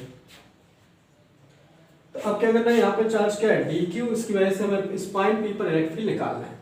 इस पॉइंट पी पर इलेक्ट्रिक फील्ड निकालना है, तो इस तरीके से यहाँ पे बना लेते हैं हम। ये क्या हो गया, ये पॉइंट ओ हो गया, यहाँ पे आपका क्या है, डी क्यू चार्ज है, ठीक है। ये हम क्या ले लेते हैं, वाई एक्सिस ले लेते हैं, जैसे वाई वाली एक्सिस हो गया, तो यहाँ पे क्या हो गया, डी क्यू चार्ज हो गया। इस डी क्यू चार्ज की वजह से यहाँ पे कोई पॉइंट है P जिसकी डिस्टेंस क्या है D, ये एंगल क्या हो जाएगा थीटा, ये डिस्टेंस क्या होगी y। इस P पर आपको इलेक्ट्रिक फील्ड बताना है कितनी होगी। तो डी क्यू की वजह से पहले डिस्टेंस निकाल लेते हैं। डिस्टेंस क्या हो जाएगा r, इसकी वैल्यू क्या होगी d sec थीटा। r क्या हो जाएगा d sec थीटा, इस राइट एंगल ट्रायंगल से निकाल सकते हैं। और डी क्यू एक पॉइंट चार्ज है, पॉइंट चार्ज की वजह से इस पॉइंट पर इलेक्ट्रिक फील्ड इस तरफ होगा DE, जिसकी वैल्यू क्या होगी k dq by r square, इतनी इलेक्ट्रिक फील्ड होगी।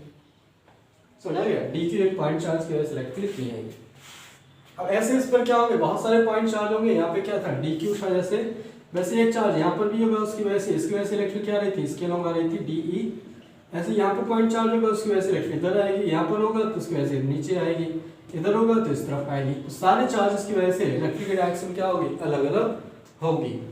तो अलग अलग होगी तो क्या करना पड़ेगा हमें, इसको क्या करना पड़ेगा, इंटीग्रेट करने से पहले कंपोनेंट्स में डिवाइड करना पड़ेगा। डायरेक्शन तो फिक्स करना पड़ेगा, तो उसका तरीका क्या है, इसको कंपोनेंट्स में डिवाइड करना।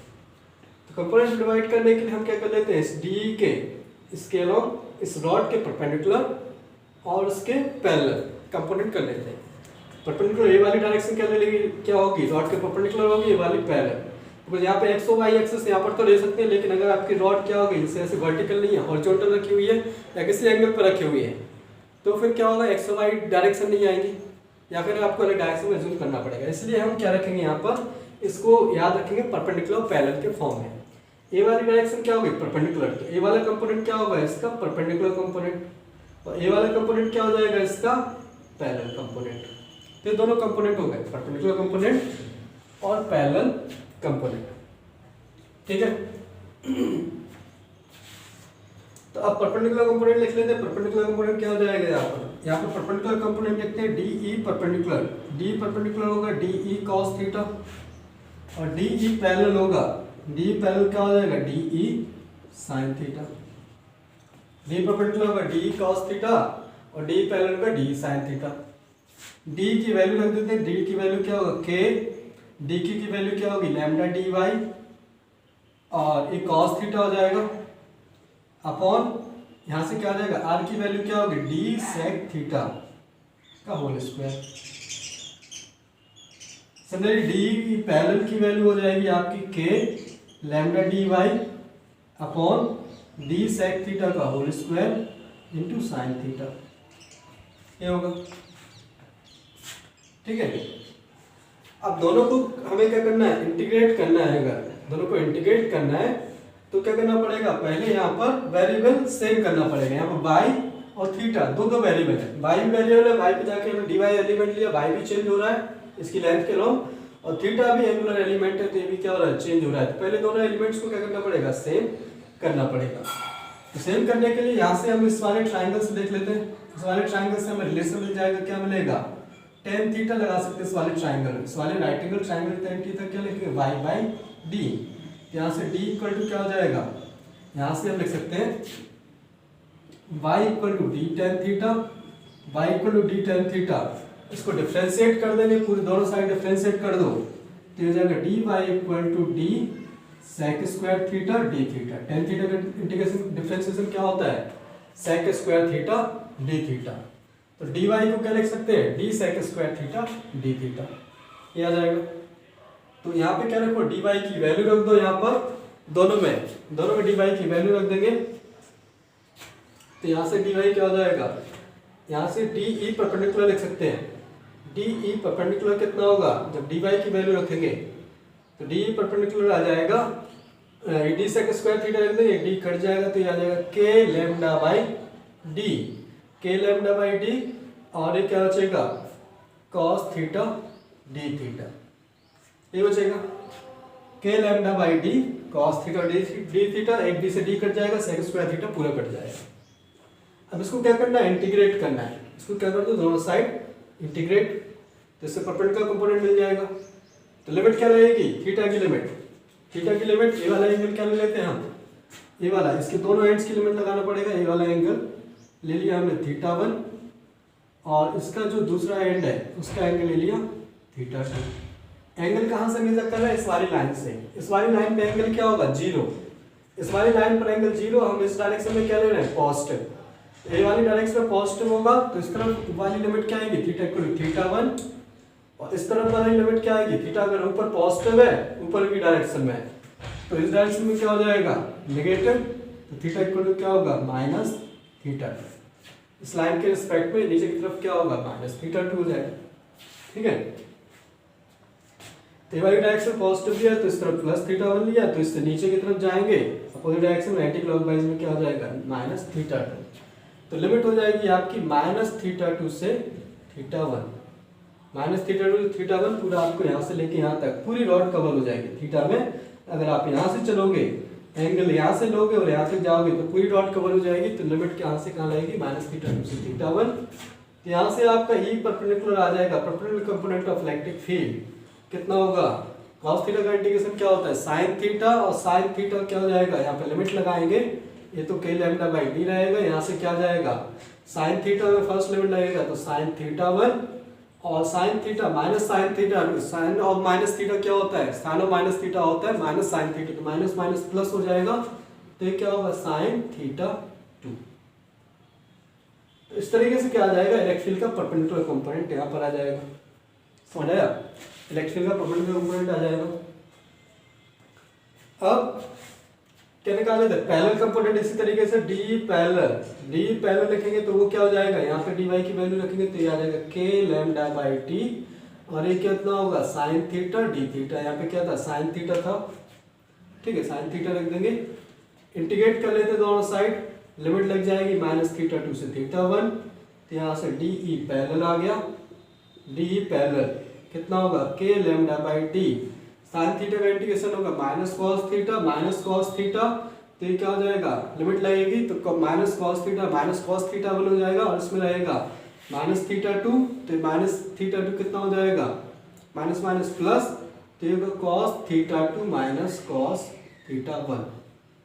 इस तरीके से क्या आ जाएगा, ये पैरेलल कंपोनेंट आ जाएगा, इलेक्ट्रिक फील्ड का पैरेलल कंपोनेंट। इलेक्ट्रिक फील्ड के दोनों कंपोनेंट जाएंगे, परपेंडिकुलर कंपोनेंट और पैरेलल कंपोनेंट, इस तरीके से बना सकते हैं। ये क्या था आपका, परपेंडिकुलर डिस्टेंस डी था, डी परपेंडिकुलर डिस्टेंस पर ये एंगल क्या था आपका, थीटा 1, ये एंगल कितना था, थीटा 2, एंगल थीटा 1 थीटा 2 था। यहाँ पर आपका परपेंडिकुलर कंपोनेंट आएगा, कितना आएगा परपेंडिकुलर कंपोनेंट, वो लिखा हुआ है, और एक पैरेलल कंपोनेंट, इस तरीके से ई पैरेलल आ जाएगा। और इसके ऊपर चार्ज डेंसिटी क्या था, लैम्डा कूलम पर मीटर, ये पॉइंट क्या था, ओ। तो एक परपेंडिकुलर डिस्टेंस ओ पर परपेंडिकुलर और पैरेलल इस तरीके से कंपोनेंट आ जाएंगे। समझ आया, दोनों फॉर्मूले आपको क्या रखना है, अच्छे तरीके से याद रखना है। कैसे डेरिवेशन आया वो आपको पता होना चाहिए। हमने क्या किया, उसकी लेंथ के अलोंग जो परपेंडिकुलर डिस्टेंस पर इलेक्ट्रिक निकालना था, उसकी लेंथ के अलोंग हमने क्या लिया, वाई पे जाके डी वाई एलिमेंट लिया, और उसी लेंथ के रिस्पेक्ट में थीटा पे जाके डी थीटा एलिमेंट लिया। उस एलिमेंट की वजह से एलिमेंट पर चार्ज क्या था, डी की equal to lambda d y, वो पॉइंट चार्ज की वजह से हमने पॉइंट पी पर इलेक्ट्रिक फील्ड निकाला। इलेक्ट्रिक फील्ड निकाल के क्या किया, फिर हमने वाई और थीटा में रिलेशन निकाला, उस रिलेशन को यूज किया, और रिलेशन को यूज करके हमें क्या करना पड़ा, यहाँ पे डायरेक्शन अलग अलग आ रही थी तो कंपोनेंट करना पड़ा, हमने परपेंडिकुलर और पैरेलल कंपोनेंट में डिवाइड कर लिया, और दोनों परपेंडिकुलर और पैरेलल कंपोनेंट्स को सेपरेटली क्या कर दिया, इंटीग्रेट कर दिया, तो दोनों के हमारे इस तरीके से फॉर्मूले आ गए। तो दोनों को हमें फॉर्मूले को अलग अलग याद रखना है। परपेंडिकुलर कंपोनेंट की डायरेक्शन क्या होगा, रॉड के परपेंडिकुलर, और पैरेलल कंपोनेंट की डायरेक्शन क्या होगा, रॉड के पैरेलल। तो इस तरीके से हमारा क्या होगा, electric duty of finite rod का फॉर्मूले होते हैं, आपको अच्छे तरीके से याद होने चाहिए। नेक्स्ट क्लास में हम क्या करेंगे, इसके इस पर कुछ एग्जांपल्स करेंगे, इंपॉर्टेंट एग्जांपल्स, कैसे इसको यूज करना है। ठीक है।